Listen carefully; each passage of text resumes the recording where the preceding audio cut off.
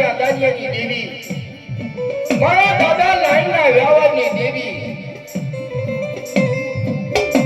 એ સમયમાં એવું બોલેલી હકતરી નરીમાં ખોડિયા ચાવડી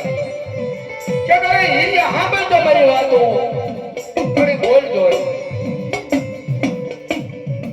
કે આપ્યાની પાઘડી અડીદાર ધોળા કુંડલી વાળી લાકડી મને હકતરી દાનિયાને હારી ન લાગી.